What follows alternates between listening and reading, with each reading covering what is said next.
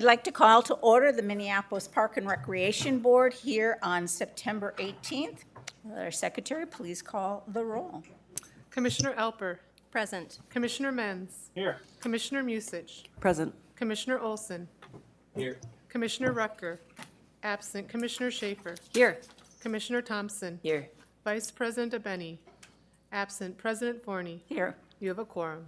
Thank you. And just to note that Superintendent Bangora and Vice President Abeni are at the Board of Estimate and Taxation right now, and Commissioner Rucker has notified me that he will be absent. So I will ask for an approval of our agenda, of our agenda. So moved. Second. Okay, I just want to also note that we're going to be polling Resolution 2024-183. All those in favor, please signify by saying aye.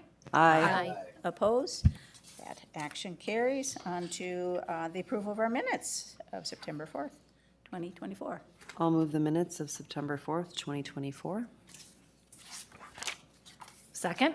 Thank you. All those in favor, please signify by saying aye. Aye. Opposed? That action carries. On to reports of appointees to outside boards, commissions, and committees. Anybody have anything to report? No? Okay. No one? Okay, well, I don't want to steal anybody's thunder, so I am going to cautiously be optimistic about the vote to support our request before the BET tonight.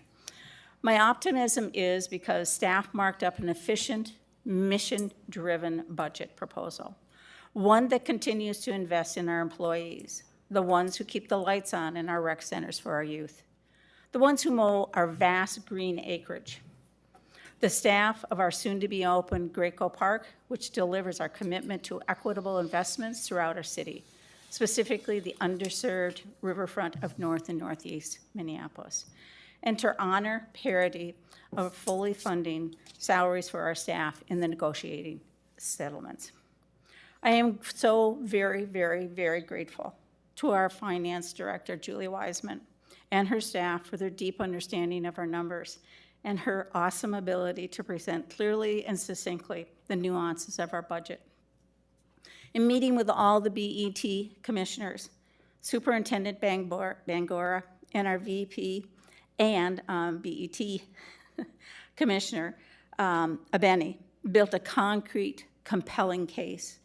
Thank you to all of the BET commissioners for actively listening.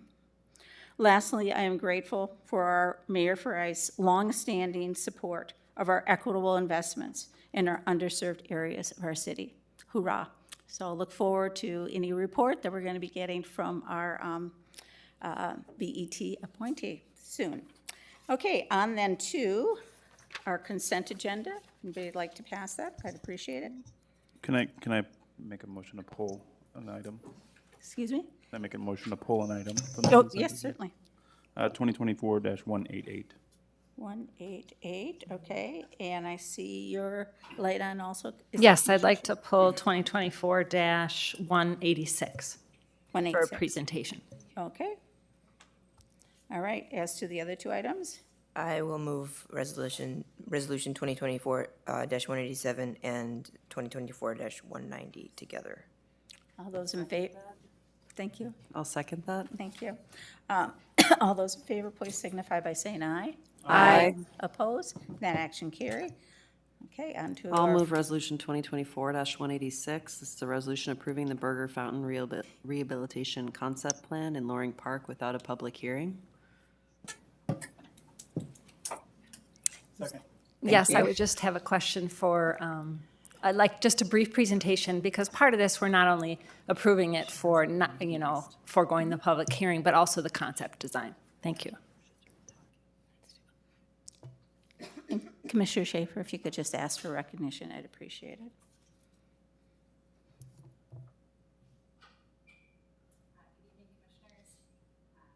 These two resolutions together, I can maybe pause or go through it all. You can let me know, Commissioner Schaefer, how you feel about that. But so tonight I'll just give you a little bit of overview about the final concept plan that we're bringing forward without a public hearing for the Burger Fountain Rehabilitation in Loring Park. So this work actually took place in 2023. We completed 2 phases of engagement between March and July, and we worked very closely in collaboration with the Burger Fountain Task Force, which consists of Friends of Loring Park and the Citizens for Loring Park community members, along with a number of community members as well. The final concept plan was actually released to the public on August 1st of 2023, which was also their national night out. We did a number of different, we implemented a number of different engagement strategies in partnership with our partners, or collaboration with our partners. We actually released an online survey. We did that through 2 rounds. We received over 900 responses, which is actually an extremely high number for a neighborhood park, although we kind of assumed that people really loved the fountain, both local residents that live in the neighborhood, along with kind of more of a regional audience as well. We also hosted a number of focus groups, both with kind of neighboring buildings, along with, we worked in partnership with the Pride Office and actually hosted 2 focus groups with the LGBTQ community. And then we also tabled at a number of large-scale events, local events, and did some pop engagement in the park as well. We also had monthly meetings with our task force members. Through our events, we engaged with over 1,000 individuals last summer. So today we're bringing forward the final concept, which includes restoration of the fountain itself, which includes retaining the dandelion fountain look at around the same size. It also retains the cascading pools that are currently there. It also adds a number of new features. It expands the plaza area for gathering. It adds additional seating and also some garden beds as well. And then here's just some 3D images of what the fountain will look like when it's back up and running. And just to note that we are working with Damon Farber Landscape Architects. They worked with us to complete that final concept in 2023. And then we are also here asking for approval to move forward with the design development phase with them as well. And I'll pause there and see if there are any questions. Secretary Ringo? President Forney, the screens up here have gone down, so none of you can see what Emma is presenting. I'm wondering if you would want to take a moment just to step out and be able to look at it at the main screen so you can see it, if so. And we're bringing IT in to see if we can get the screens to work again, but that would be my best recommendation if you want to see it before the vote is taken. Commissioners, are you okay with the presentation as was? I am. Okay. We are. Thank you for that offer. We don't need it. And, okay, Commissioner Musich, apologize. Thank you, President Forney. I appreciate you taking the time to walk the audience through that. I'm guessing they all got to see the presentation. I'm thrilled to see that this is going to be back up and running again. I wanted to take a moment to especially thank my colleague, Commissioner Schaefer, for all the work that she did to help bring this project over the finish line at the legislature. That was a huge lift, and I know I, as well as everyone else that has spent an afternoon getting some relief from a hot day in the mist that comes off this fountain in a moment of quiet contemplation, is thankful that this will be back up and running in the near future so that we can continue to make those memories that are so integral to an afternoon in Loring Park. That's all I got. Thanks. Thank you. Commissioner Schaefer? I had a question on the timing of the city's speed bumps, kind of on the street corresponding, if there was any word on when that might happen, or if it's for sure. I do not have an update at this point Okay. in time, but I'm happy to loop back around with you and speak with the task force and see if they have an update. Okay, great. And I just wanted to thank you, Emma, for this work. The community still has a significant amount of money to raise for this project to go forward. It's primarily, I think I don't know what the breakdown exactly off the top of my head, but it's significantly privately funded. So thank you for your work, Emma, and encouraging that process along. Thank you. Seeing no other lights? All those in favor of the resolution, please signify by saying aye. Aye. Opposed? That action carries. On to our next resolution. That was pulled. I'll move Resolution 2024-188. This is a resolution approving the State of Minnesota contract 250775 with BIFs Incorporated to furnish, deliver, and service portable restrooms in an amount not to exceed $600,000 annually. Second. Thank you. Commissioner Menz? Thanks. I was wondering if Manager DeRoche is here, or if there's anybody who could speak to this item. Do you have a question? Thank you. I'm kind of wondering, so this is a little bit of a confusing contract to me with regards to the state of Minnesota. Can you explain or walk through that with me as to how this is negotiated with the state of Minnesota, but it's also a private enterprise in BIFs? Yeah, so I can explain a little bit to you. Procurement might be even the better place to answer that question, but I can kind of explain what I understand. So Commissioner Forney, or President Forney, Commissioner Menz. So the state negotiates contracts for all sorts of both services and supplies to essentially establish contracts with private agencies. So say for anything from light poles to what we're talking about here, BIFs, both the supply. They negotiate those contracts, they accept bids, and then they usually get multiple contractors or one contractor that they accept. And then those, as a partner with the state, we are allowed to then use that contract to procure services.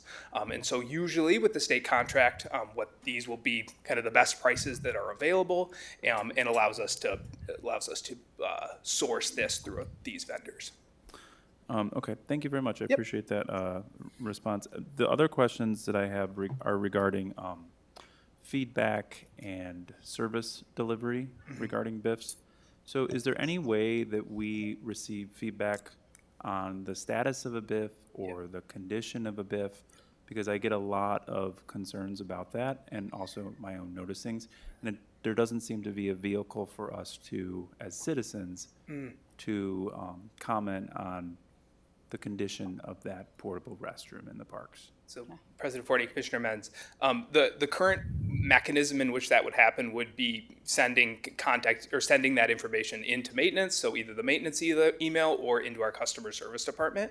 What we've done, and I presented on this, I think about a year ago, was essentially create a system where we record all of those calls that we get in, and then we'll change service accordingly. So if we are getting calls consistently, so for example, I can give at Lindale Park, at the Rose Garden, we were getting consistent calls on the condition of the BIFs there.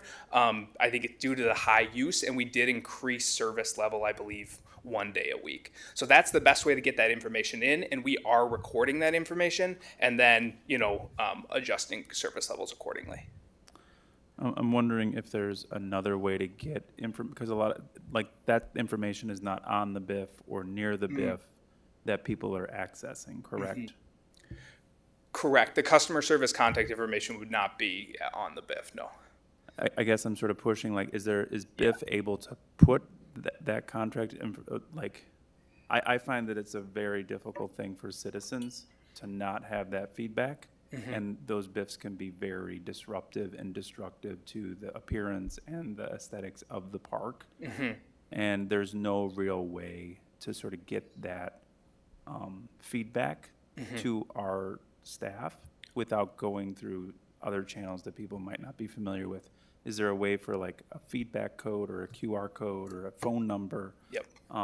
Because it might help us hold BIF accountable, and then also how we're maintaining those items. I think that these things are really important in the parks, and we need them, but they're also a source of discontent for individuals. I think that's great feedback. I think having a way to provide direct feedback on that location is something that we could look at. And I know with kind of a new EAM system coming out, there might be some also alternate mechanisms beyond kind of either calling customer service or submitting an email to the maintenance line that would be possible with a new system. So I think that's great feedback and something that we can look into. Last question, and this might be procurement again. When a permit holder orders an additional BIF, that's not part of this $600,000 contract. That's additional ordering, or does that money go back to supplement the $600,000 that we give to the state? Is that revenue? I think it's, so I don't have an exact answer on this, and I think I can get back to you. I think it's dependent on the permit, but somebody from permits might be able to answer. I know that the majority of them, though, are paid for by the permittee and would not go under this 600,000. But events that, maybe I can let maybe answer. President Forney, Commissioner Mentz, yes, the permit holder pays those fees and it goes into the permit revenue. Okay. So it is accounted for. It doesn't go back to the overall. So so BIF might be acquiring more than $600,000 from our organization based on what permit holders are ordering under the permit? And in a lot of cases, what we do is the permit holder is responsible for paying that bill directly. I know that through visitor services and Shane's permits, that's how they do it. There are a few occasions within athletics where we'll get it and then charge it back, like with the school board and different groups. But in general, we try to push that cost onto the permit holder to pay. And we'll give them the information on BIFs, but they can go get a different company if they need an additional one. Thank you for that response. No further questions. Commissioner Schaefer? Yes, I'm really glad for your idea, Commissioner Menz, about putting something labeling on the BIFs for direct contact. I think that's a great idea. I just wanted to hear just a rough maintenance protocol for our BIFs, like how often are each one of them maintained? What are we paying for as far as servicing, cleaning schedule in this contract? Yeah, so President Forney, Commissioner Schaefer. So the service that we pay for varies by the BIF. It doesn't vary in terms of what they're doing when they're there, but it does vary in terms of the days that they are there. So we tell BIFs, the contractor, how many days a week we want that BIF serviced, anywhere from 1 to 7, and we do have that variance within the system. When they are going there, they are cleaning the inside of it. This is specified in the contract, which is disinfecting the inside of the BIF, replacing any kind of toilet paper or other things there, and cleaning off graffiti, and then pumping the pit of the BIF. Thank you, that's helpful. But for an average, would you say 50% of them get once a week, 75% of them get once a week, and 25% get 7 days a week? I could get you those exact numbers, Okay. but I would say that the average is between 3 and 4 days. The majority of them are 3 and 4 days a week. Some of our busier sites are 7 days a week, and some of our kind of satellite locations would be, say, 1 day a week. 1 day a week is really, really rare. Maybe there's 1 or 2 in the system. The majority of them are getting multiple times a week. Thank you. Yep. All right, not seeing any other lights. All those in favor of the resolution, please signify by saying aye. Aye. Opposed? That action carries. On then to Administration and Finance. Yes, on behalf of Administration and Finance Committee, I would like to move Resolution 2024-179, a resolution authorizing the Minneapolis Park and Recreation Board staff to apply for grants through the 2024 Hennepin County Youth Activities Grants not to exceed the amount of $300,000 for Universal Design Playground at Audubon Park and Multisport Court at Clinton Field Park. Second. Any questions? Any questions? Not seeing any lights. All those in favor, please signify by saying aye. Aye. Opposed? That action carries. On then to Operations and Environment. On behalf of the Operations and Environment Committee, I move Resolution 2024-178. This is a resolution approving a donation agreement with the Lopet Foundation for Trailhead Natural Area Restoration Project at Theodore Worth Regional Park. Second. Any, Second. any questions? Any questions?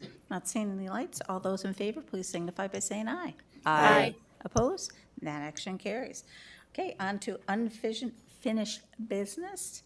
Resolution 2024-184. Somebody would like to read that for us? I will move Resolution 2024-184, resolution authorizing the Minneapolis Park and Recreation Board to enter into a limited use permit with the Minnesota Department of Transportation to operate the Gateway Dog Park in downtown Minneapolis. Second. Any discussion? Any discussion? Not seeing any lights. All those in favor, please signify by saying aye. Aye. Opposed? That action carries. Oh, excuse me. Yes, Secretary Ringo. President Forney, thank you. I think this would be, a roll call would be in order. Do you I think so? on this one. Okay, thank you. All right, well, if you take the roll call, we'd appreciate that. Commissioner Alper, Aye. Commissioner Menz, Aye. Commissioner Musich. Aye. Commissioner Olson, Aye. Commissioner Rucker, absent. Commissioner Schaefer, Aye. Commissioner Thompson. Aye. Vice President Abeni, absent. President Forney. Aye. You have 7 ayes, 2 absent. That action carries, okay. We do not have reports of officers. This is just amazing, everyone, so. I'll move resolution 2024-183. That was pulled. That was pulled earlier. Okay. Yeah, thank you. All right, not seeing any others, action, then we will go to petitions and communication, and I'll go with Commissioner Schaefer. I will pass. Okay, Commissioner Menz? Pass. Commissioner Thompson? Pass. Wow, okay, Commissioner Musich? Pass. Commissioner Olson? Pass. Commissioner Helper? And I will not pass. I just want to let you know that the District 3 school board position is now vacant. If you saw the news or the press release, Fahima Feryari has resigned her position, and so that leaves an open spot on the school board that they are working to fill. I have offered to the school board chair, Colin Beachy, that we can share our process. So Secretary Ringgold, I'll follow up with you about that. They do have a process from when a previous representative resigned, if you remember, a couple of years ago. But certainly, they'll be looking for qualified candidates. It'll be an application process, and unfortunately, they're not able to fill it during the election in November. So again, it will be an appointment, and it'll be through the end of basically for a year, a little more than a year, is my understanding.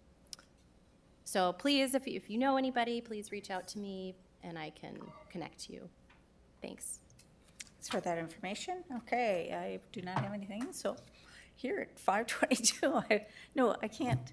You can't, we have time Right, exactly, certain. so I will then can- recess and move on into the Recreation Committee. Thank you. The time being 5:22 PM, I'm going to call the Recreation Committee to order. Secretary Ringgold, can you please take the roll? Commissioner Alper, Present. Commissioner Menz. Here. Commissioner Thompson, Here. Co-Chair Rucker, absent. Co-Chair Musich. Present. You have a quorum. Wonderful, thank you. Could I please get a motion to approve our agenda this evening? So moved. All those in favor of adopting the agenda, please signify by saying aye. Aye. Those opposed? Hearing none, that motion carries. We now have an agenda. We have some minutes. Motion to approve the minutes from August 21st, 2024. Thank you very much, Commissioner Menz. All those in favor of adopting the minutes as written, please signify by saying aye. Aye. Those opposed? That motion carries and we've adopted our minutes. Thanks, everybody. This evening, we have a study report item, and since we are really, really early, I don't know if our speakers are ready, but this evening, I'm hoping to be joined by Director Olson, our Director of Visitor Services, and Director Hernandez, our Director of Youth and Recreation Center Programming, to bring us up to speed on what's happening with the active net implementation. Oh, Director Hernandez is here. Perhaps she wants to do her slides, and then we can circle back to Director Olson's slides. Secretary Ringo? Co-Chair Musich, I think Director Olson is coming in. Oh, she's as here. I we see go. her. She has entered the room. She's entered. Sorry we were so quick. Thank you so much for your hustle in joining us. That's 2 meetings in a row. We're on a roll. This is unprecedented. Okay, hold on. If there are people here to speak at open time, we will be going back to open time for that at 5:30. So just in Okay. case anyone is wondering. And now the floor is yours. Thanks. Good evening, commissioners. I'm here this evening to talk about a very exciting topic. It is ActiveNet, which is one of our recreation management softwares, and the re-implementation we just did over the past year. So this board approved a contract for the Minneapolis Park Board to use ActiveNet as our recreation management software again after going to an RFP. And one of the contingencies of that contract was that we go through a business process review with ActiveNet so we could determine the optimization of the software. We did that. And in doing that, we actually found that there were a lot of opportunities for improvement, which we would have known, right? We had heard that loud and clear from both staff and users. And in the end, ActiveNet provided us with almost 50 pages of recommendations on ways that we could optimize the software. This is the largest optimization recommendation that ActiveNet had ever given. Wow. They found lots of ways that we could use the software differently.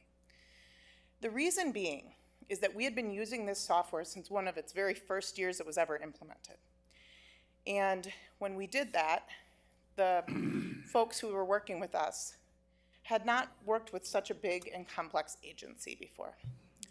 So those folks at ActiveNet really tried to help us take our business practices, and some were much more complex than some of the smaller agencies that they had been working with, and fit it into their software solutions. Kind of square peg, round hole, square peg kind of situation, right? And in doing that, we kind of built upon layers and layers of workarounds, I guess. We knew that there were better ways to use the software. And we knew that with the new releases that had come out, that we were going to be able to use some of those new solutions for better business processes for both the customers and for staff. So we started down this optimization project list. And the list felt like so huge that we were never going to finish it. There's a staff team called the ActiveNet Steering Committee. We started moving through those projects to really tighten up the use of the software, the data that was in the software. Think about every room and every building that we own, every field, every striping of every field, every combination, thousands and thousands of configurations within the system. And we had this opportunity to rebuild it and rebuild it right. So as we were moving through trying to clean up this data so we could turn on all these new functions, the ActiveNet team actually went back to the table, talked to each other, and came to us and said, we have this really crazy idea.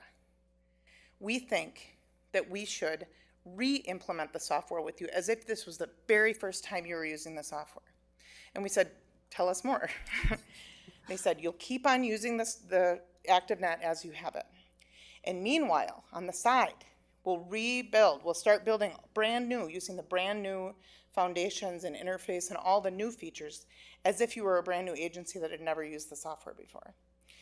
So when we did that, we were able to have this seamless business running, right? We had business still going, staff were still using the solution, customers were still using the solution. We were still able to meet goals, revenue goals, allow people to register for activities, reserve facilities. Maintenance knew what was happening because they were using reports. Well, we're rebuilding things with tighter naming conventions, no duplicates of facilities, no duplicates of customer accounts, right? All this really cool stuff. And then on October 1st, 2023, we flipped the switch. And guess what happened? No one knew the difference, right? Because we had taken all the steps to seamlessly move from old to new. We had changed the interface on old months before actually turning on new. So people were already used to seeing a new interface. But then when we turned them over, they didn't even know the difference. It's just that everything was a little bit easier than it had been before, right? Because we had started to tighten things up and use the software the way it was meant to be used. So I'm going to tell you a few highlights about what. Maybe this would be a good spot to pause because Sure. it is 5:29. Oh, sure. So before you get into the highlights, I will pause you And then I'm going to, I'm not going to pause you, you'll pause yourself because you're an independent human being. Thank you for the pause. And I will recess the Recreation Committee so that we can go back to the full board. Thank you. I'd like to reconvene then the full board. Thank you. Yeah. I'd like to reconvene the full board, and I'm going to start off by reading our open time rules. Thanks to all of you who want to share your thoughts and ideas with us during open time. Before we start, I want to provide an abbreviated version of our open time board rules. All individuals wishing to speak may call in before noon the day of the meeting to be placed on the agenda, or can sign up at the board meeting prior to the start of open time. I will be calling on the people on the sign-up list only. Open time for public input shall not exceed a total of 15 minutes with a time limit to be allowed by myself, the president. Please watch the timer up here to be considerate of others here to speak and stay within your allotted time. During open time, public testimony will be given without debate, and only clarifying questions from the board will be allowed. Two types of items not appropriate for open time in order to protect the privacy of all individuals are pending litigation and personnel issues. So please refrain from commenting on these specific personnel issues. We will not tolerate discriminatory and/or harassing words directed at anyone. So please ensure that all your comments you make tonight comply with the policy. This board made the decision many years ago to operate under Robert's Rules of Order. Under Robert's Rules of Order, the ceding of time to another person is not allowed.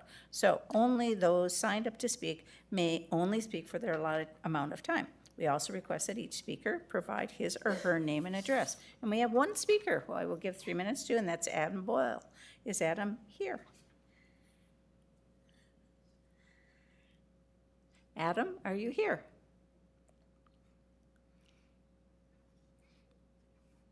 Adam, are you here? Well, without Adam being here, then I will close the open time, and I will also indicate that I forgot to mention that during P's and C's and everything, we have a belated birthday, and I'd like to wish happy birthday belated to Commissioner Alper. So, happy birthday to you, and on that, then I will then adjourn our meeting. And with that, I will reopen the Recreation Committee. I believe that's the appropriate terminology. I don't see our parliamentarian shaking its head at me, so I think we're good. And with that, you may unpause your presentation and bring us those highlights that we are thrilled to hear about. Excellent. Thank you, Commissioners, Chair Musich. So I'd like to just share some highlights of this reimplementation of the ActiveNet software and just a little bit of a foreshadowing of what's to come. And then I will be turning over the mic to my colleague Nicole Hernandez, Director of Rec Centers and Youth Programs, who will talk about how the reimplementation of the software dovetails with the work that she and her team are doing to further optimize experiences for our customers. So as I mentioned, on October 1st, we relaunched the database with no disruption of service. We had already gone to the new customer user interface, a snip of which you see on your screen here. And we were able to make a few changes to our old database and flip that switch on, which was more, it was a mobile-friendly site. The features and the filtering were enhanced, and we further enhanced all those pieces since moving into the new database. On October 26th, we moved from reimplementation phase to ongoing enhancement rollout. So we had done work for close to 12 months, getting all of our pieces in place so we could flip that switch. And then moved into this, okay, we're rolling, we've been pushed out of the nest, and now our ActiveNet Steering Committee continues to have a list of items that we are working to implement or turn on. So exciting point in our ActiveNet history. So I'm gonna just go over a few of these customer-facing highlights that were a result of this reimplementation. So I mentioned we launched the new customer user interface, which had a really kind of modernized public look, feel, and function compared to what we had been using back all the way since, 20, I don't remember, 15 years ago. I'm not great at math, 2010-ish, 2009. So we were glad to be able to turn on a new, more modernized look and function. we built and launched the facilities module in a different way. And by doing this, we are now in a position where we are able, and we are, accepting online room reservation requests for our Park Board Rec Center reservable facilities. I see some joyous dance across from me here. And also the showmobile. So this means that the customers can go onto our ActiveNet interface. They can select a facility or a facility type. They can use a calendar function to seek availability, and they can move through a process of applying to use that facility. Upon hitting submit, that goes into a queue for that facility supervisor. So if you're doing this for a recreation center and you'd like to use the multipurpose room for a scout meeting, the scout leader can go in and fill in the request. It sits in a queue at, I forget what facility I use, let's say Corcoran, and the center director at Corcoran or the facility supervisor at Corcoran, when they log into ActiveNet that day, they click a button on the facility's calendar availability, and it shows that there's a queue of items that are waiting for their attention. And they can click on that, and it launches them into a tentative permit that they're looking at. The work has already been done by the customer to fill in the necessary details, and it takes away that whole paper across the table piece, and the data entry is already there in the software. If the requested date, time, location works for that facility, whether it be staffing, there wouldn't be a double booking that would be allowed. Like, the system knows better if there's already something happening in that space. So if it's available and it's been requested, really it's just, is this going to work with what's going on in my facility that day? And am I going to have the staff that we may need to cover this? And if the answers are both yes, then the facility supervisor with one click changes it to approved. An email automatically goes to that customer letting them know that their permit has been approved and that they can pay for that permit online. Of course, we still have a touch with our customers, so our staff still reach out to that customer and say, hey, I just want to let you know I just approved this. Here's how you pay. I can take the payment over the phone if it's easier for you. You can come in, you can do it online. So they go through all that stuff. There's still a human-to-human touch, but folks, if they want to do this off of business hours and put in a request for a room, they can do that. So that's something that actually the functionality has worked within ActiveNet the entire time to do this. It's that our setup of ActiveNet, the way that we had our facilities set up because of our old database, wouldn't have worked as well for people. So we're really excited about that. It's been going well. As always, there are growing pains. We've been figuring those out. And overall, this has been a great solution for both customers and staff. We're doing the same thing for the showmobile. It's in the system as rentable or reservable equipment, so people can put in a request for that as well. We also established business processes to leverage the functionality. There are different things that we do at the park board where we're like, man, if we only had an electronic solution for that. And our team, downtown event staff, as an example, have started using, and community events, have started using ActiveNet for their vendor application. So if people want to be a vendor at a community event or at one of our markets, they can actually do that in ActiveNet. We take the payment in there, they give us all their information. It really eliminates the back and forth for both sides. It's a much more succinct solution, and we can pull reports and do exports for communications, and it's just a lot easier because it's already in the system. We've also standardized the use, or standardized how to use the software for drop-in and fee-based programs at our recreation centers and our different recreation facilities. This has been some trial and error, but we've started to create some standard templates on how staff will utilize the software for things like open pickleball or open basketball, open swim, things where people can drop in. Not as much open swim, that wasn't a good example, but we have some methodology around this. So everyone isn't doing it a little bit different. We're no longer just letting people use the cash register function as an example, because we want to be able to count these uses as part of our data dashboards. And we can do that if we're all doing it in a standardized way. We also pushed out features to allow both staff and customers to shop for activities by price, open spots, format of the activity, an improved age function, and time of day. So the filters are becoming much more robust and much more useful. Gone are the days of the age slider, which was a pain point for some current and former members of this board. It's a lot easier to filter for what you're looking for in the new ActiveNet with functions that we've turned on. Some staff-facing highlights. We enabled something called the Hub Data Portal. It allows us access to real-time data and true ad hoc reporting, something we never had access to before, including integration with dashboards. So our recreation facilities all can lean on a data dashboard, a park profile that is to the 5 minutes. 5 minutes ago, that data is already on their dashboard without any extra work from the staff to run it.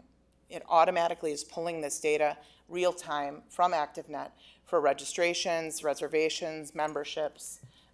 It's been revolutionizing. Like, it's really changed everything for us. So we have just scratched the surface of use of Hub, and our data insights team within strategic planning has just embraced this and just totally run with it. They're very, very excited about the really unlimited possibility we have with this new function. IT worked with us to implement single sign-on. So when folks are signed into their park board network, when they go to open ActiveNet on the staff side, they're automatically signed in. One less step for staff, one less password to remember. So that has been really streamlining the process. We've established, documented, and trained staff on standardized processes of collection of disputed charges. So folks who call their credit card company and said, I never did anything with Minneapolis Park Board, but they actually have been sending their kids to our classes and have denied the process with their credit card company, we have a solution for that. And some staff on our finance team are amazing at collecting those unpaid accounts. So we figured that all out through this new system. So that's been a huge win. We've transitioned from cash-based accounting to deferred revenue accounting with this software. It gives us a true look at the revenue that will be coming in based on the timing of any given activity.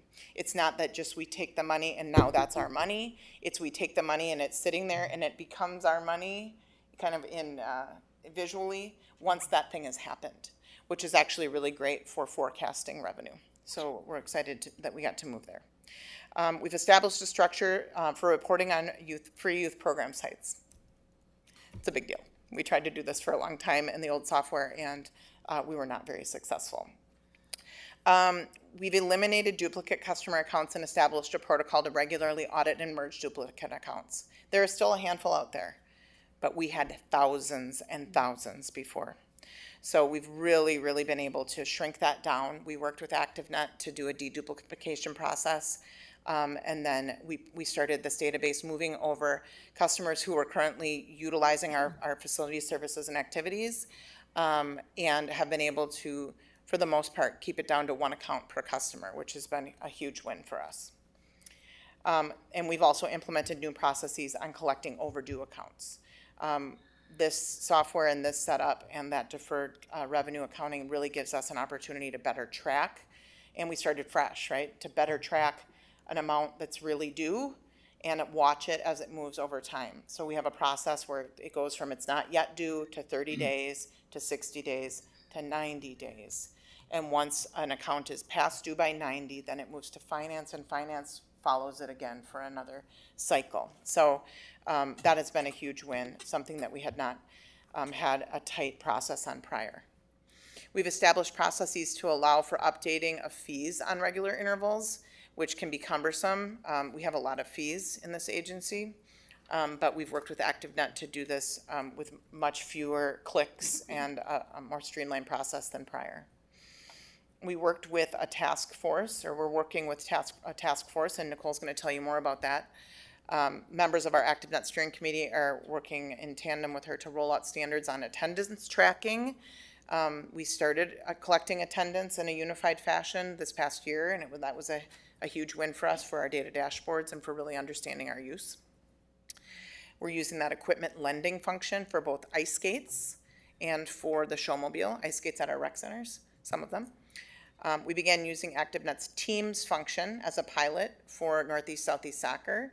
And I think that there have been folks that have come and talked to you about the different functionality that we are moving into for centralized registration and other functions related to this Teams functionality within the ActiveNet software. We rebuilt every facility, every fee, every overlap in the software for succinct reporting, programming, and operations. No more duplicates of things. And it's crazy how many lines in a spreadsheet upload that is. Well over 100,000 lines. So I'm grateful that we had a team and it wasn't just me looking at that spreadsheet. We established automation of fees for facility rentals. That one had over 40,000 lines. But that allowed us to turn that reservation request function on. Otherwise, the fees would not have calculated had we not figured that all out. And we simplified and aligned point of sale interfaces for all Park Board money handling workstations. So when folks go to use that cash register function, even if they work at a couple different sites, when that pulls up, it looks just the same, but the money goes to the right place, which is huge. I have this in big letters because this is a big deal. The Park Board was the very first agency working with ActiveNet to ever re-implement the software. And now we are the example. We are the case study that ActiveNet uses when they talk to other agencies who have been around for some time, that this can be done, that you can start fresh, but still, and not have to retrain everyone on all of the functions, but have it work the way that you want it to work. So we have been tapped many times. We have their attention like we've never had before. Their development team worked with us just last week. They wanted to jump in on a call and talk to us about some things that they heard that we might be interested in implementing, which was very flattering. We'll see if we get any traction out of that wish list, but some really great conversation. So what's next? We're in that ongoing work phase. What's our roadmap? Well, we are working on right now launching online facility or program type calendars to make it easier for people to figure out what's going on in particular locations or for particular types of activities.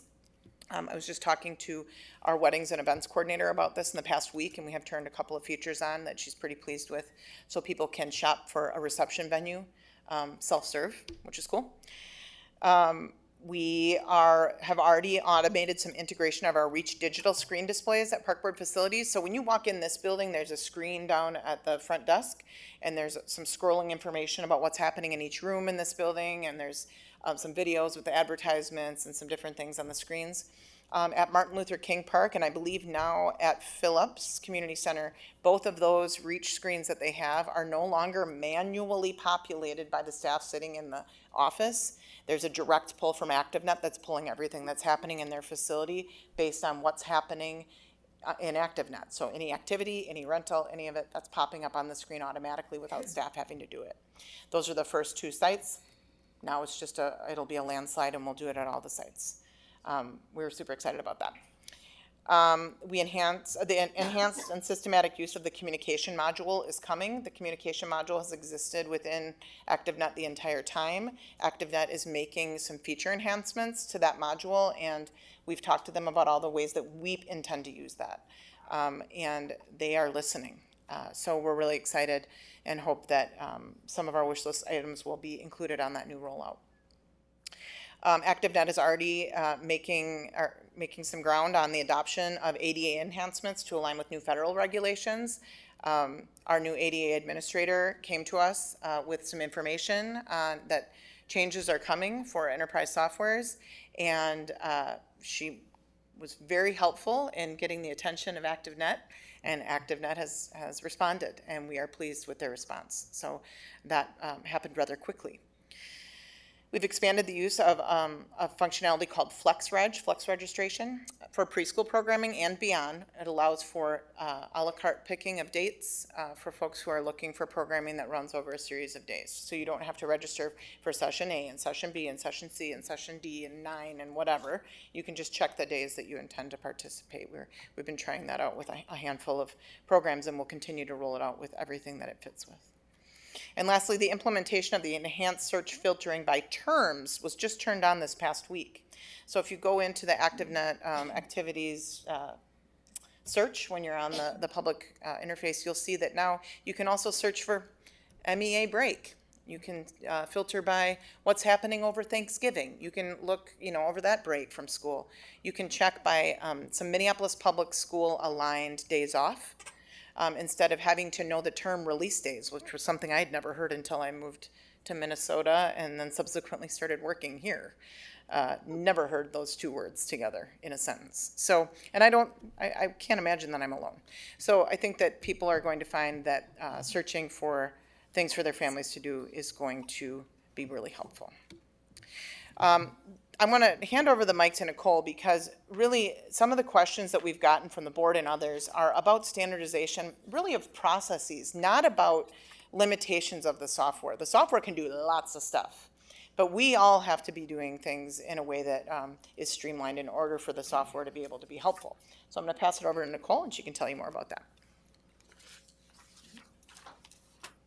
Welcome, Nicole. Thank you for joining us today. I think your mic's off, actually. There you go. There we go. Thank you.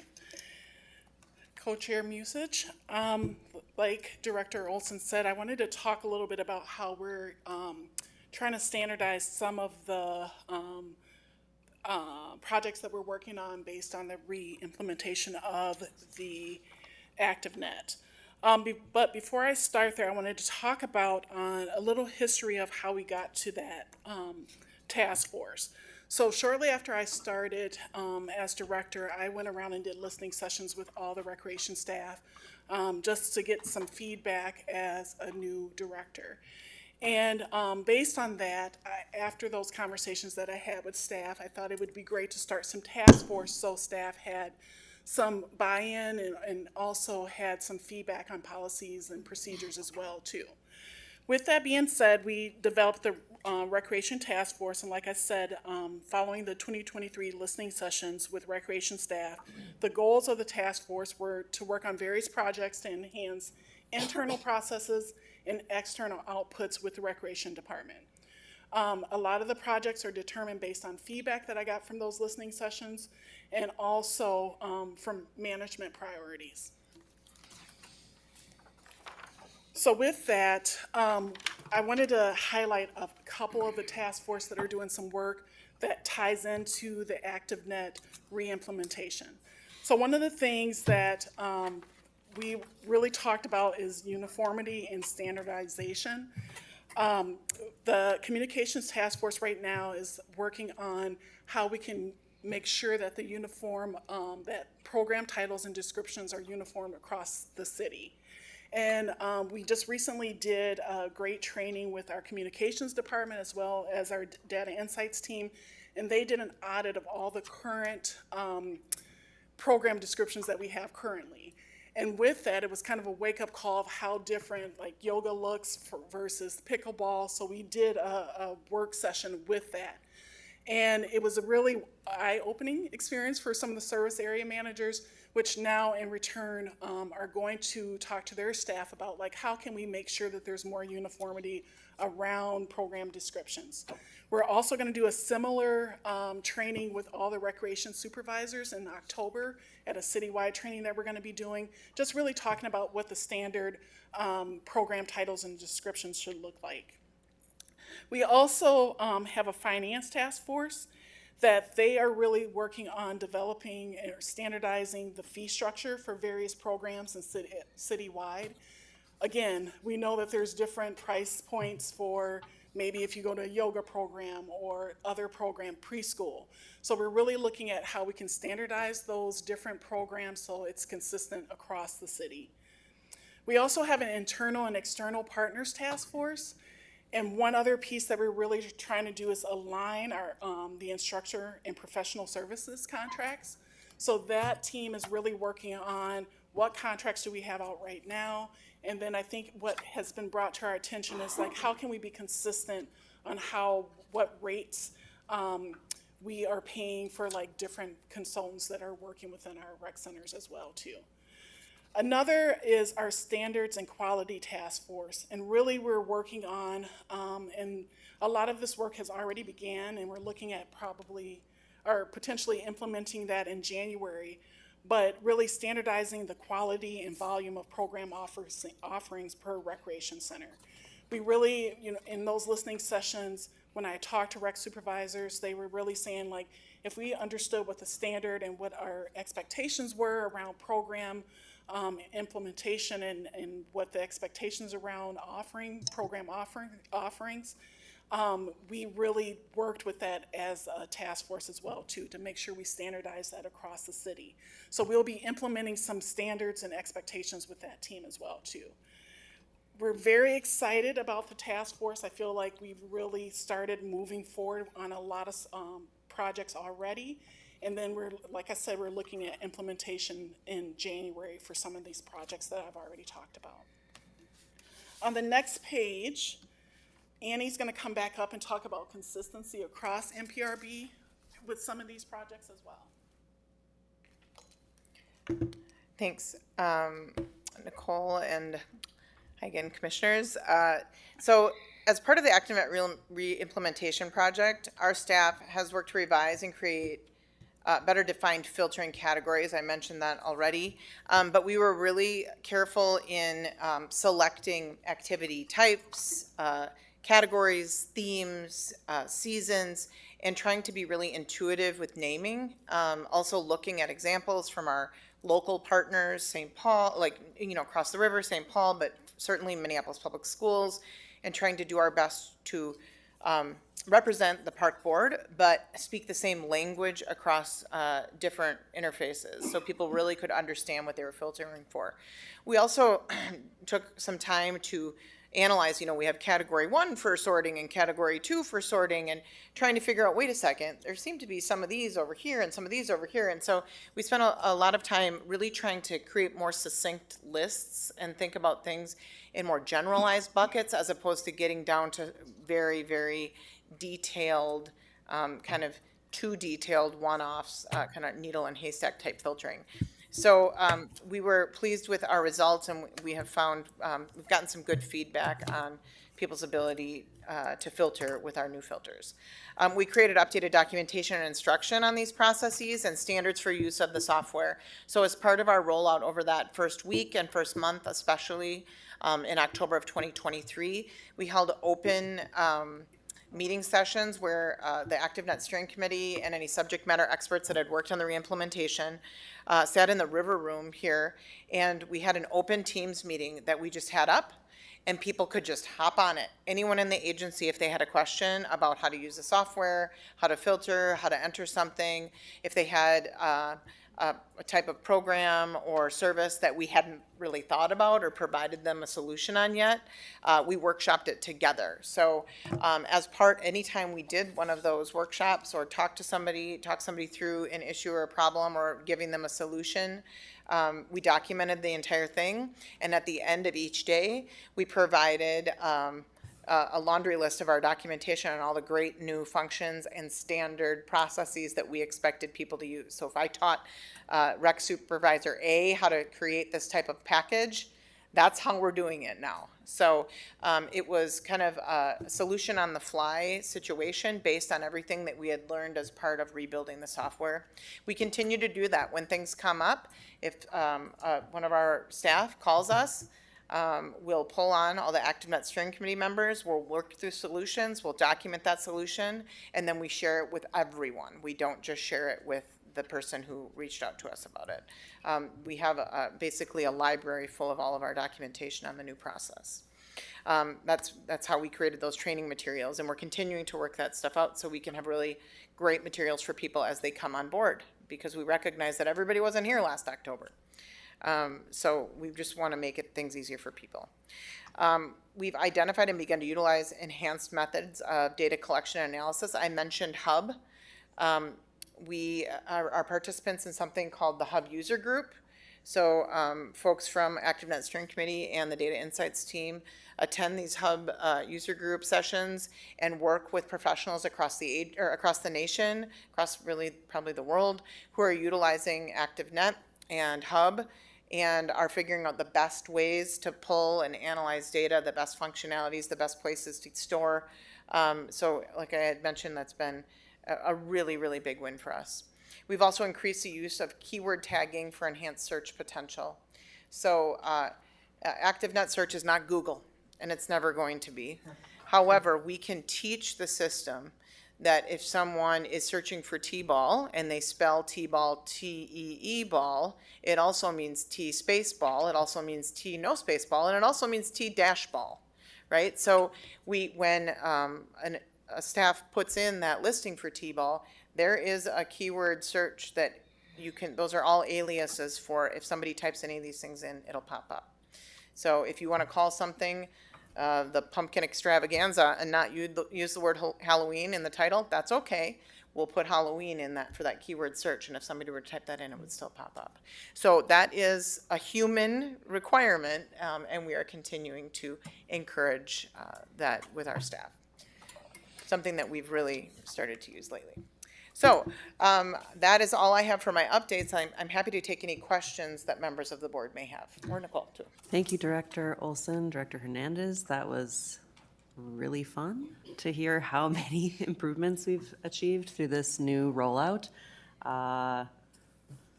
Commissioner Alper. Thanks. Well, job well done. That's really impressive to see all the changes that have been happening and that continue to happen. I wanted to note that you should definitely put this on your list of achievements for MPS, MPRB collaboration with things like you said, spring break and winter break. And, you know, make sure that MPS knows that as well at our joint meeting that's coming up. I am especially excited for those program titles and description changes that you mentioned that are coming up. So look forward to seeing those when searching for my favorite activity, which is Zumba. No, that's the first one. By the way. And yeah, I did have one question. What are the other recreation management softwares out there? I mean, I know we had an RFP, so I'm curious about the responses that you got to that. And then also, but it sounded like we have other ones that we're using right now, and if you could speak to that. Sure, you bet. Chair Musich, Commissioner Alper.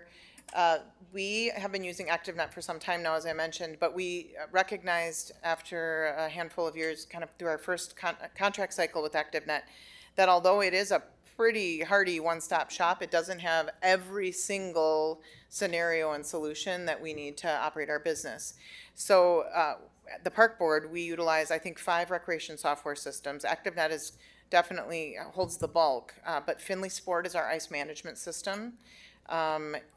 Let's see, Club Profit is our golf software. Elio is our child care software, and Team Sideline manages rec sports, so manages leagues and schedules. For youth sports, as you all know from the presentation in the previous week or two, or meeting or two, we do utilize ActiveNet for registration for youth sports. For adult sports, Team Sideline is the solution, but Team Sideline is host to all of the schedules for both youth and adult sports. So those are the, I believe, 5 that we are using. Additionally, there are recreation management softwares out there that we have definitely taken a look at as part of our different RFP processes, when we attend conferences, when we receive notices, even cold calls or mailings. Some that come to mind, Rec Track, Civic Rec or Civic Plus, Rec Track is Vermont Systems. Univeris is something that's kind of a up and comer out of Canada that we actually had our eye on for a while. Those are a few that I can think of off the top of my head, but I've certainly talked to a number of competitors to the solution that we have now. What we found, at least so far, is ActiveNet provides us with the most robust activity and facility crossover. So the activities functionality within ActiveNet allows us to select the facility where that activity is happening out of a drop-down.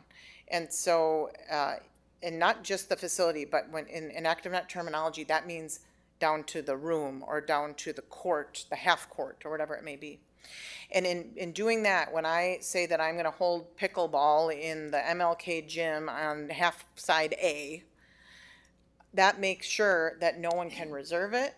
On top of that, that makes sure that, including staff, right? That makes sure that the whole gym isn't available, but B is available. It also will pop out on the reports. And what we found in every other software that we have shopped is that there is not a robust enough functionality to handle the complexity of our overlaps, at least not yet. Now, that's not to say that it doesn't exist, and we will certainly visit that every time we need to go out to a request for proposals as contracts come up, because we recognize that technology moves real fast. But that's really the complexity issue, especially with the fields. There are a lot of overlapping conflicts there. Thank you for that explanation. So remind me, maybe it wasn't, maybe I'm incorrect, that it wasn't an RFP. Did we? No, it was. It was. It was. Okay, did we have more than one Yes. software That we vendor reviewed? application? Yeah. Oh, yes. Yeah, Yes, okay, certainly. great. I couldn't remember. Thanks. Commissioner Menz, I believe you're next. Thanks. I think that this is great. There's a lot of work going on to kind of get everybody to this baseline of understanding with how the system works. I did see that, so lots of task force. I mean, this is a lot of information to digest, honestly, in a committee that's, you know, ideally going to last about 30 minutes. I'd love to have more consistent, you know, updates. And I don't know if the chair or the co-chair would be willing to see that. I'd love to see how these task force play out and how these goals are being addressed. So congratulations. It really sounds like things are moving in the right direction. I do have a question around the software for the user who's reserving facilities. So is there a function yet where the user can see in real time their permitted facilities on their end without assistance from the staff? Chair Musich, Commissioner Menz, the user on the customer user interface can see what's available. They can put in a request. They can see the requests that they have put in. We as an agency have not turned on automatic approval. If we were to turn that on, that would be different. That's not what I'm asking. Yeah, I'm asking, oh, like, once please. it's approved and I have a list of reservations under my permit, can I see those in my dashboard as the user that's paying for those facilities or under my permit? Chair Musich, Commissioner Menz, yes, you can. They're on your customer user account. And actually, they should have been there in the old version too. Anything that is under your transaction history, which would include any permits that are in your name, would be accessible on your customer account. Or the login name of the organization that I'm Correct, representing yeah, or something whatever like you're that. logged in as. Okay. Yep, that's correct. But we're not able to modify those reservations or cancel like a future, No. Okay, so No, not that feature is sort of like reserved to every time the queue. And then how long is the organization expecting those queues to stay open? Like when a recreation center director gets their list of queue, what is the expectation from staff or from supervisors as to how long those sit in the queue?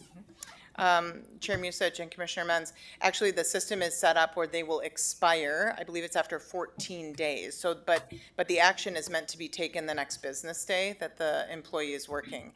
If there's a need to do some type of negotiating, if you will, like trying to figure out what staff you're going to get to come and work it, the expectation would be that staff would reach out to the customer and let them know, hey, I've received your request, and I'm working through if I'm going to be able to accommodate it or not. You know, and then be in touch that way. But in all, the expectation is, you know, as soon as you can, but it will expire if no action is taken on that particular permit. The ActiveNet Steering Committee, through some of these kind of bumps in the road and trial and error and learning as we go, even more recently has rolled out a process where a report is going out on a regular interval, letting folks know you have tentative permits that are sitting, waiting. You need to address these. The supervisors of those staff are also receiving that report for support and accountability because we were recognizing that there were some instances where staff were not necessarily seeing a request for, there are a couple of little nuances within the software where that was happening. So as a safety net and a further establishment of process, we added this layer of that kind of extra ping, letting people know that you have something sitting there waiting for your approval. And then does our staff also input for the facilities that they need? So that's the overlap that's happening, and those are put in a similar way? Chair Musich and Commissioner Menz, yes, actually. So it's the same kind of methods that we've always used since we've had ActiveNet. Staff who are creating their own reservations, whether it be for requests that they've gotten in maybe in a different format, whether it be paper or electronic, or for their own programming, holding facilities, they go in and they do something similar, but it's on the admin side, so it's the staff user interface. So it doesn't look the same as what the customer is doing, but they're going through the same process. They're creating a reservation, or they're creating an activity that's associated with a facility, which then reserves it. So yeah, it's coming from kind of both directions, all feeding the same place. Thanks. Director Hernandez, I have a question for you. So on the programming side, you said that we're creating programs and trying to standardize those, or at least inform and create equity within the different service areas. So is there like a way for programs to have like a program outline or budget for each program that we provide? Co-Chair Musich, Commissioner Menz. Yes, that's something we're working on too in the finance task force, where there will be some type of software where staff can input the cost of like supplies and different things. So there's also some cohesiveness with the charging of the programs. And then also we're working on program, like a program form, so people can have like basically a goal or an outline of what the program's gonna look like. And then we can use that for the program descriptions as well too. And do we have staff, like, temporary staff or staff in the rec centers who develop their own programs and then use that system to find programs to supplement? Correct. We have staff that's what the internal, external task force is going to be working on, is that document, because we do want more community people to come in and be able to have an opportunity to facilitate or run programs as well too. So they would fill out that document that would have all the information in there that staff can use and review as well too. I guess I'm also trying to look for like where our own programming is using facilities, that's part of the budget that we're giving up in revenue. So it presents us with a real cost and maybe possible philanthropic dollars to supplement that.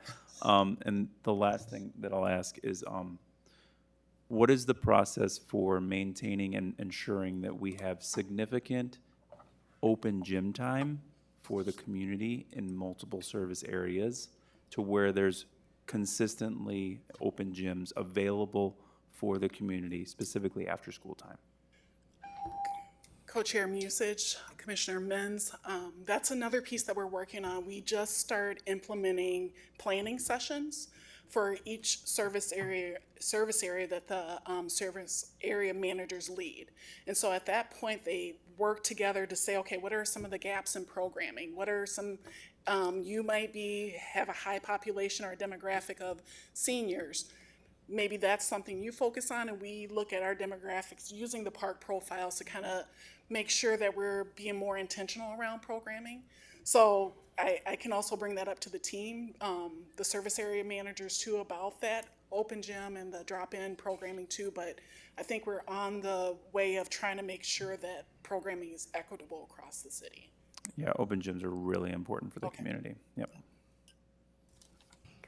Commissioner Thompson, have you changed your mind about, okay, lovely. So now I have a couple of things that my colleagues have wrapped up, but I will keep an eye out in case people turn on their lights again. Did we see an increase in building utilization with the allowing online reservations of spaces to occur? Chair Musich, I have not talked with Lyndon Weiswerda, who has been kind of heading up the data insights team on this particular data point, but this is very important to him. We talk about it a lot, and it is a reason that we are requiring people to use the software in a very standardized way related to how their activity, or the activity, sometimes we use the membership functionality, but how it ties back to a facility.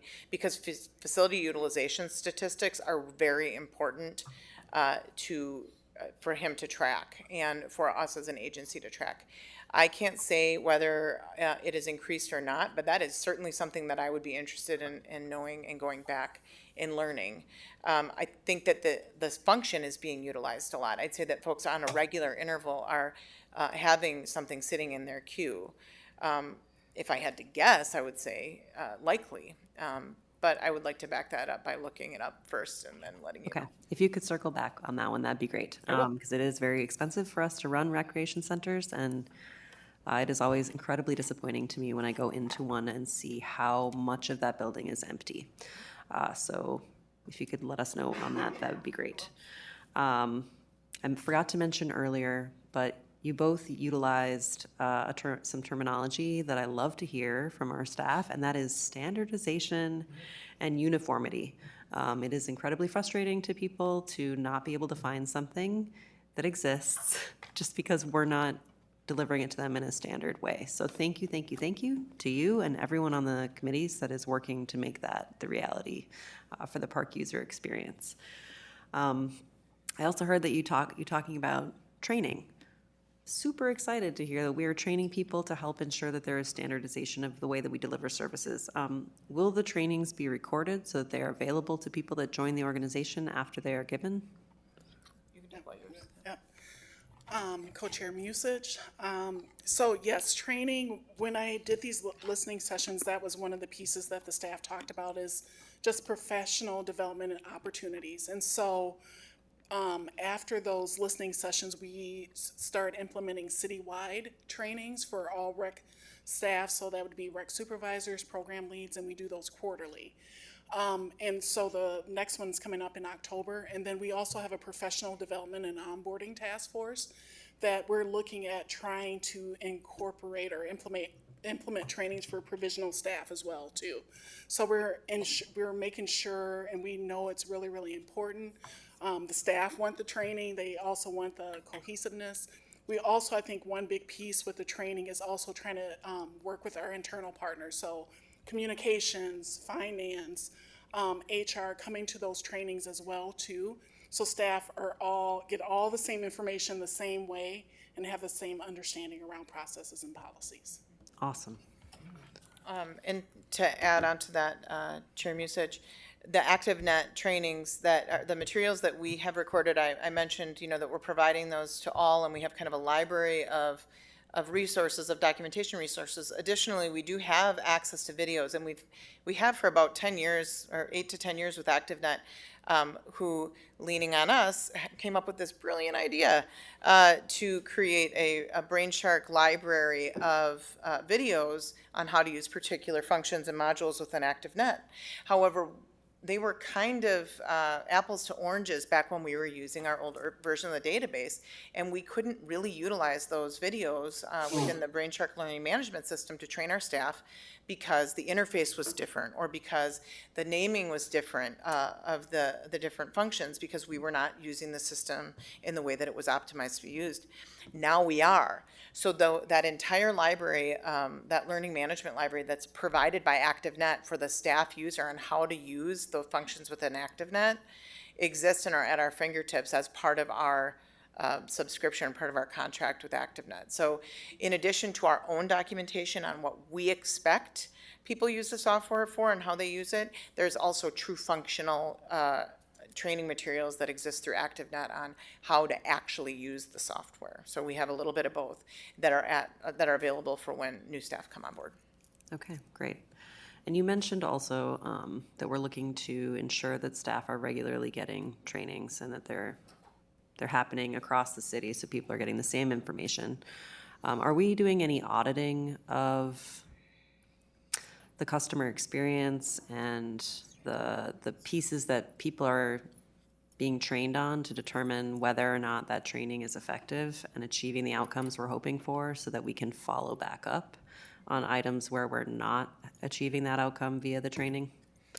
Chair Musich, I can speak to the ActiveNet piece of it, and yes, we have an employee who is operating a function called Citywide Program Advancement, and one of his tasks is auditing the input into ActiveNet and how it comes out for the customer for the user on the external side.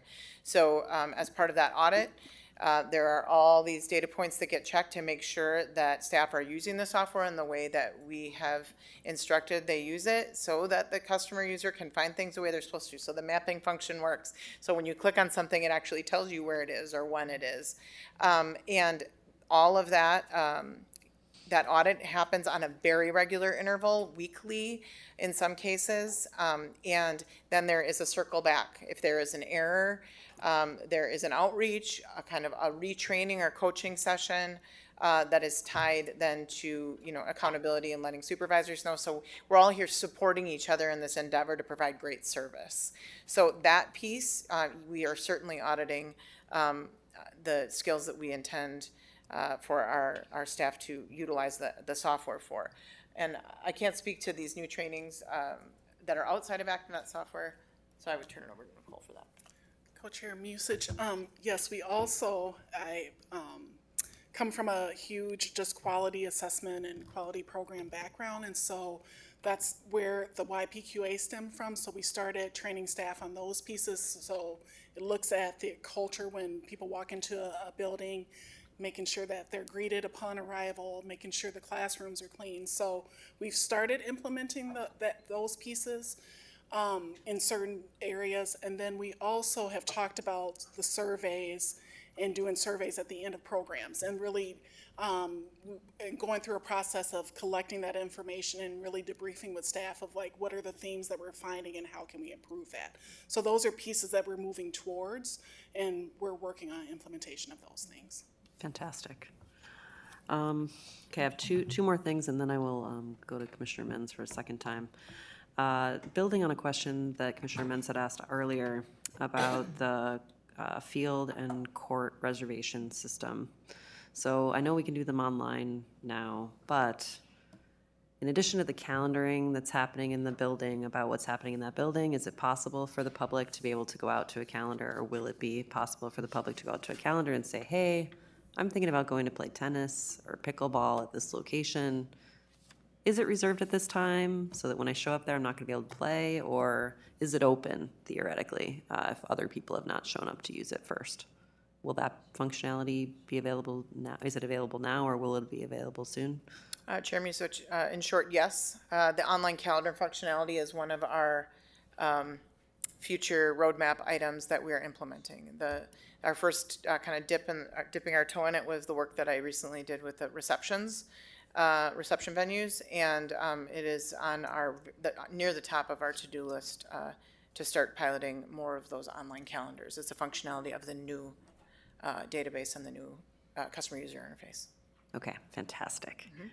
When that's up and running, will we be utilizing our communications and marketing team to ensure the public is aware that these are out there and available and how to use them?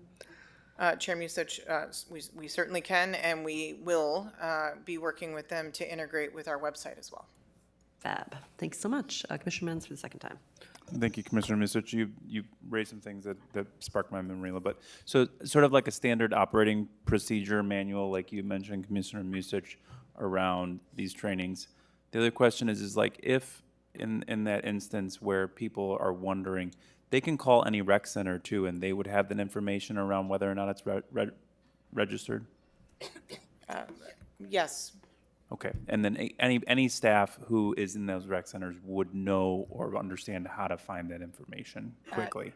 Chair Musich, Commissioner Menz, yes, they should be trained to do that. Okay. And would have the technology to be able to do that in both the new and the old ActiveNet. Great, for those of us who like the old-fashioned phone call. Last question, in regards to the centralized registration for youth sports. So if I'm hearing correctly, the ActiveNet software for there will be a search function, but it'll just be one click for a registration of youth sports. There won't be different areas, or will there be multiple options to register for sports, or will it? Multiple options. If that's a different, and I'm just trying to connect the last presentation to this presentation. So I can answer that question. Yeah. The software piece is all the details are being hammered out still. But the goal would be to say, for that age group, here's the areas, here's the locations within that area. You're going to then select, here's my first preference, here's my second preference for that age group, for that sport, for that season. And then from there, they form teams and so on and so forth. So I believe we'll be getting an additional presentation updating us on all of that feature On how many functionality and how different- it's going to work and where it's going to be laid out when all of that has been fully fleshed out. Okay. And that is being implemented for It's the being implemented spring- for the spring sports of 2025. So Okay. I would anticipate we will see something prior to when that goes live. Great. So that we're well versed in how it's going to work, because they anticipate we will be one of the places that gets questions. Thank you, Commissioner Musich, for bringing this to the agenda, and thank you for, Okay, so before I wrap up and before you walk off, I did have one final thing that I wanted to make sure that my colleagues are aware of before we wrap.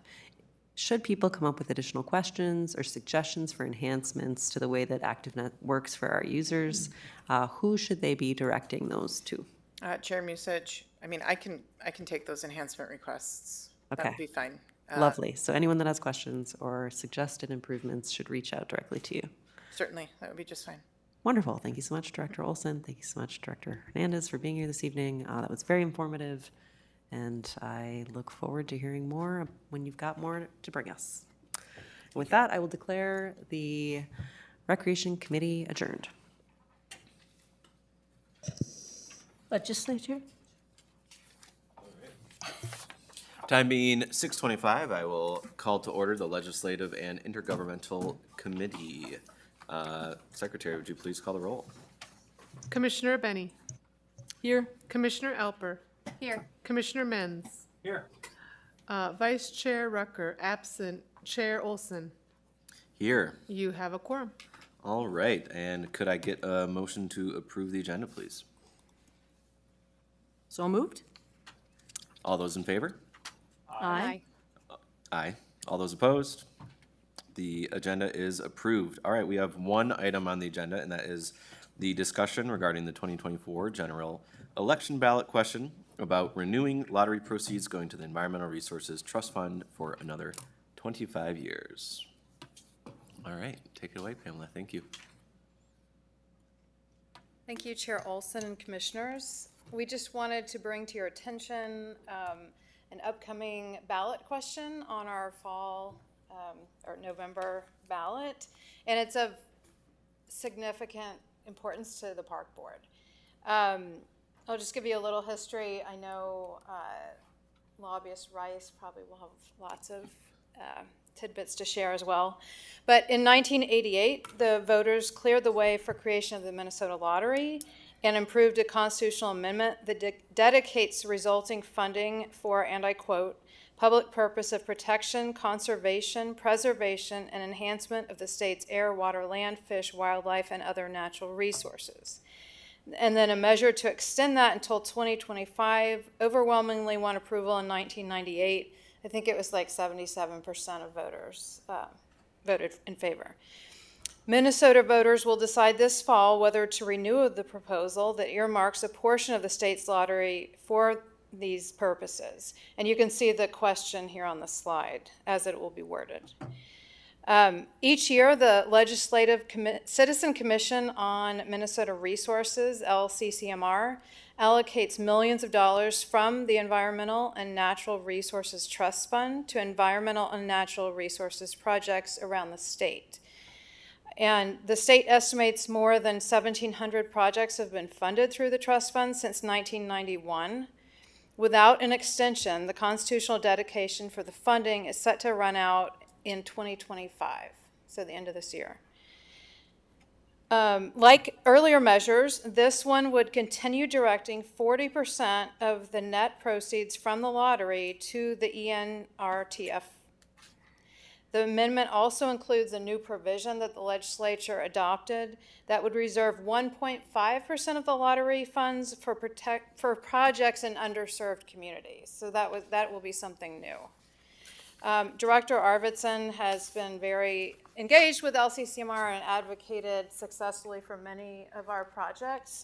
I'll just give you a few examples. In '23, we received funding for Above the Falls Regional Park acquisition and restoration, BioBlitz's engaging community in scientific efforts, connecting the Mississippi Flyway to urban open space.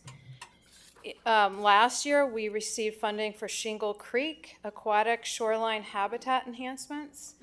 And this year, Director Arvidsson's been successful in getting 2 of our projects kind of across the finish line. It still will go as a legislative proposal package to the legislature, but the LCCMR has approved their initial recommendation. And there is the project for us, it's the citywide shoreline erosion mitigation and habitat enhancement, as well as prairie savanna restoration at Minnehaha Park South Plateau. So we want to just highlight this. President Forney had raised it as well as something that everyone should be aware of, and we hope that voters and everyone will vote in favor of this. If you skip the question and you don't vote, it's counted as a no. So that's also important to know. Great. Any questions on this? So at the state fair, both the House and the Senate put on a little poll. And for the House, we had over 5,000 people respond, and we had this question on it. And it was like 82% of folks voted yes. And it's not scientific, but it does cover a fairly broad range of Minnesotans. So I'm feeling optimistic, but definitely want to reiterate what Pamela said. Share with all your networks, let folks know how important this is. Commissioner Musich. Thank you for allowing me to speak. I'm not on this committee.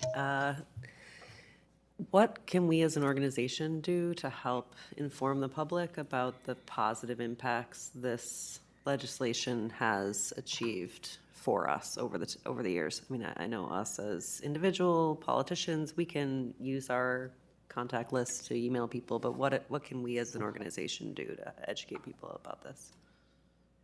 Are we allowed to do things, or are we not? Because it would be deemed to be Yeah, we have our gov delivery. If we send out something in that saying, please vote for this, would that be a violation? Or?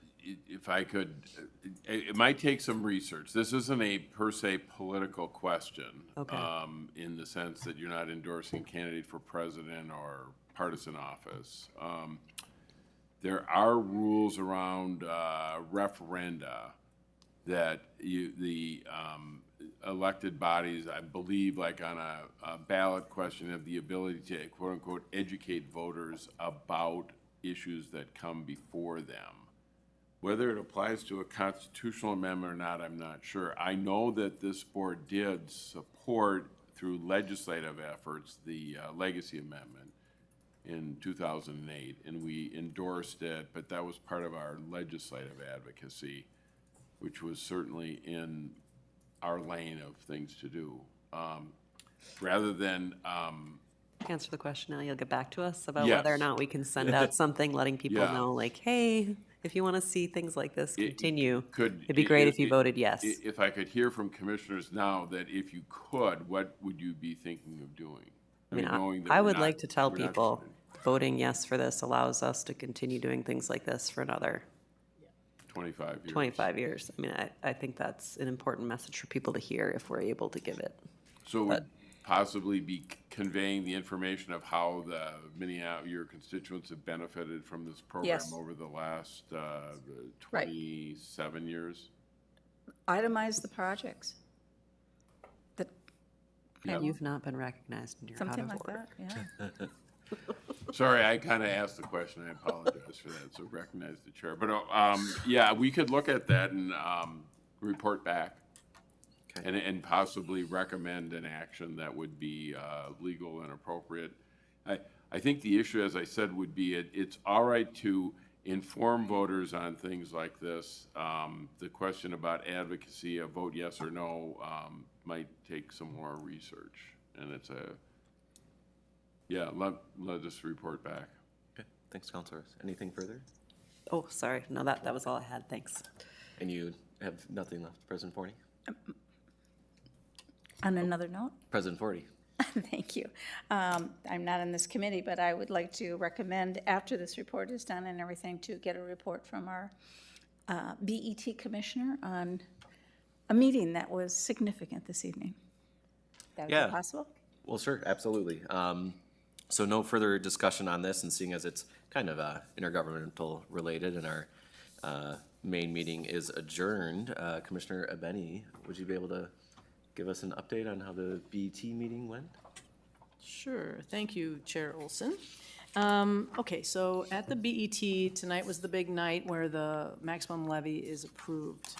So it's like the main point of the BET. And as if you may or may not have been paying attention, but the the park commissioner set our maximum levy, and then when the mayor's proposed budget came out, we were being line item is something maybe significantly less than that. So we did have some movement on that tonight, which I consider to be really positive. So really thanks to, I have to say thank you to the board member or their commissioners, Commissioner Samantha Priest-Stinson. She supported us getting our full ask, which we didn't quite make that. And then also Council President Payne and Vice President Chugtai, who came to bat for us. A sports analogy seems appropriate here. So what we ended up with was something that will cover our wages and salaries, will give us a little bit more money toward our concerning free programming revenue deficit.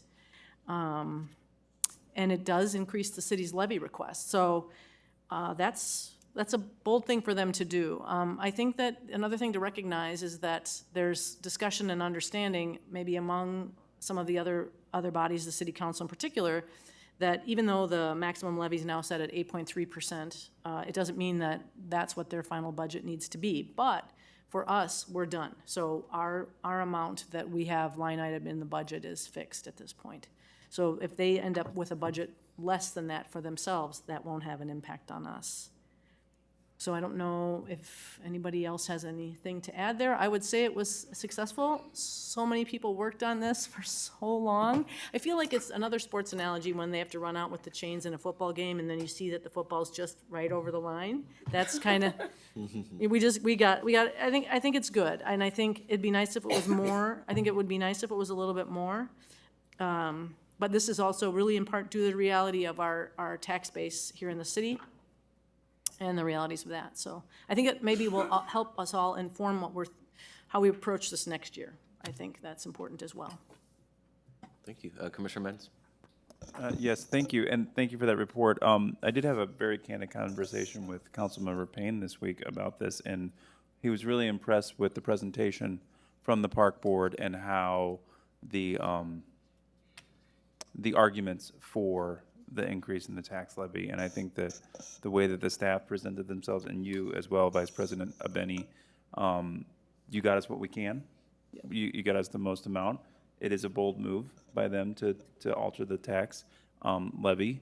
And, I think that ideally we would get the full ask, but I think that I appreciate your service on that committee and your work with the members of that BET to make sure that we're represented in a really positive light. Thank you. Chair, may I comment? May I make a Yeah, quick comment? absolutely. Thank you. Yeah, and I appreciate that, Commissioner Menz. And I would say really we can't, honestly, I should also extend appreciation and thanks to Steve Brandt.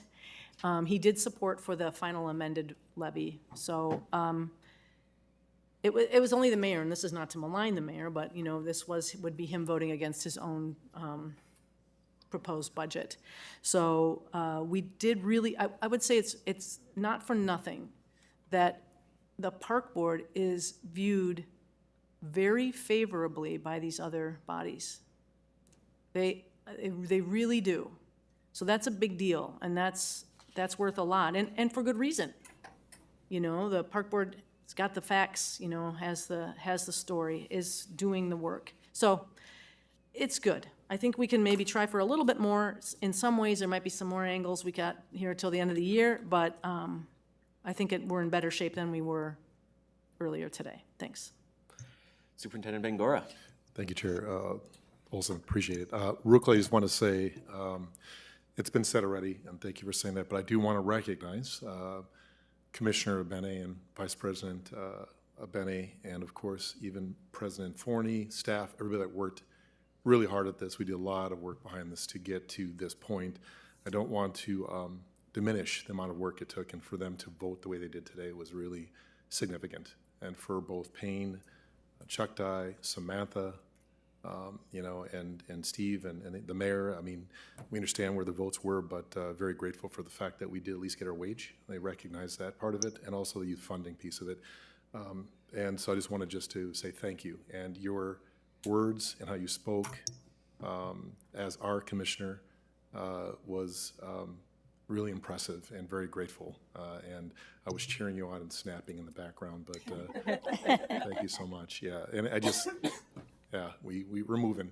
As we go into next year, we're going to have a very challenge again into 26. We'll be working with the mayor and the city council. Obviously, as we know, the significance is going to happen in 26.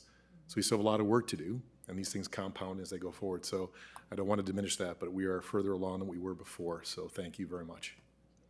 Great. Commissioner Schaefer.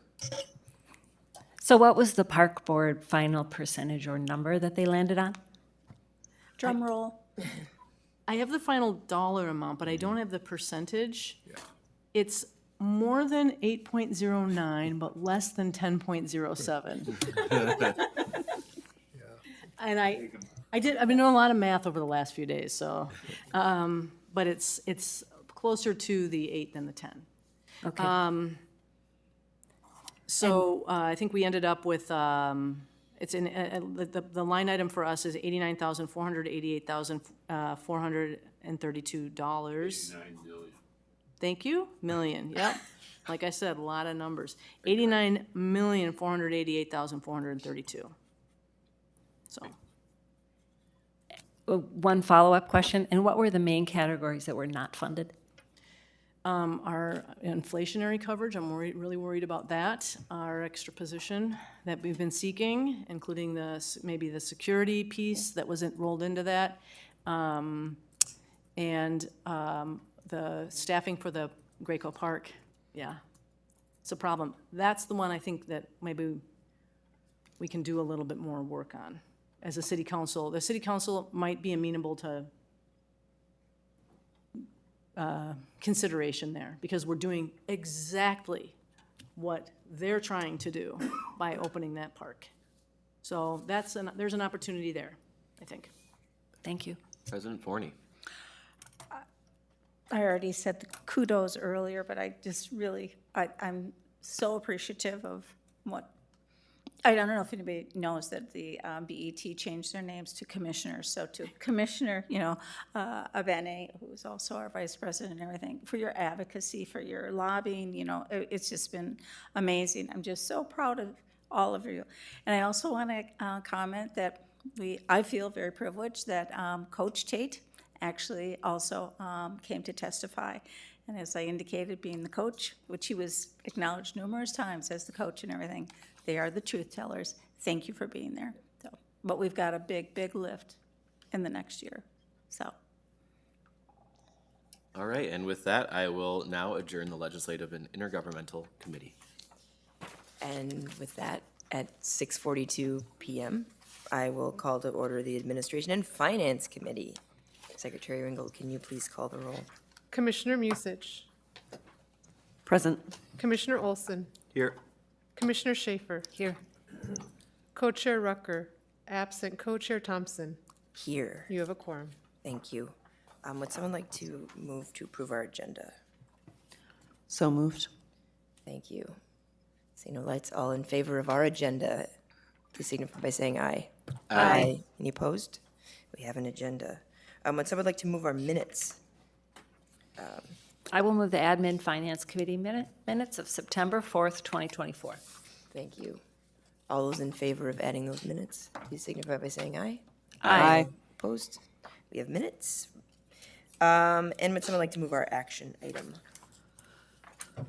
I'll move Resolution 2024-189. It's a resolution requesting the Board of Commissioners to authorize staff to enter into consent to improvements with Xcel Energy to construct and operate a public trail over an existing Xcel Energy easement and to allow Xcel Energy access to that existing easement within Orvin Ole Olson Park within the Above the Falls Regional Park. Thank you so much. Does anyone want a presentation, have any questions? Commissioner Musich. I don't have any questions, but I would like to thank Xcel Energy for allowing us to do this. It's making a trail connection that's incredibly important, and utility companies are not always super excited to allow things like this to happen, so I'm very thankful that they're working with us on this and allowing it to occur. It's great. Thank you. Perfect timing. I would concur on that assessment, Commissioner Musich. And seeing no other lights, let's take it to a vote. All those in favor of Resolution 2024-189, please signify by saying aye. Aye. Any opposed? That motion carries. And with that, we will adjourn the Administration and Finance Committee. Woo, It's amazing. 6:44. Woo!